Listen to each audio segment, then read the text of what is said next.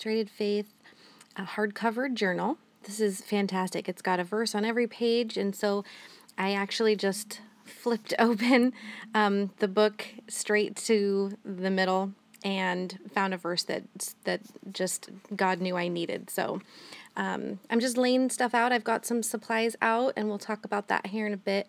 But I kind of just wanted to talk about what this verse means to me. So, I don't know about you, but I'm human and I judge others. I get irritated. I lack grace sometimes all at once, and often when I'm in the car. It's crazy, right? Like, please tell me I'm not the only one. But on the other hand, I'm the girl who thinks that everyone's good-natured and that nobody ever has any ill intentions. And it just dawned on me that I can have such opposite thoughts that come out of the same brain. And lately I've decided I want to be more aware of when I start to fall into those unkind thoughts and stop them from creeping in and festering. I don't want to think like that. As justified as it might be for me to think someone is wrong for lingering too long at a stop sign, my brain power and emotions, they're just better spent somewhere else, and they're probably better spent on people who really deserve it. So, but if I'm being completely honest, that's not very natural for me. So my love language is not words of affirmation or acts of service. So giving positive words and giving of services, it's a challenge for me. So telling people that they do a good job or that they're appreciated, it's difficult. But that doesn't mean that I don't feel or think those things. So like 95% of my feelings and being sentimental about how special people are to me pretty much happens on the inside. And I'm asking God's help, and I need God's help to be more kind and loving on the outside. More smiles, more nice words, being present. It doesn't mean that I'm a mean person. I'm not. But I just don't show how I feel in the good stuff. I just don't, I don't wear that kind of stuff. But some do, and I envy that. But this is my reality, and like G.I. Joe said, knowing's half the battle, right? So when I opened up this journal to the random page right smack in the middle, it's Psalms 19:14 that was right there for me. And I need God's help, obviously, but He always knows my heart. He knows what I need to work on. And so I'm asking for guidance and asking for Him to be in my heart so that thoughts and words are pleasing to Him, like the verse says. And so that's what I've liked to talk about in this particular entry.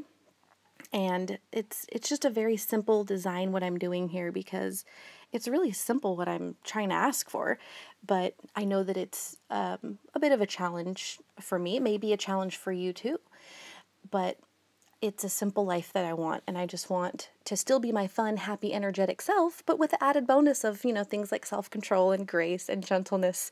So that's what I'm asking for, and I think putting these words and these thoughts down into a journal entry like this, it makes me think about it even more.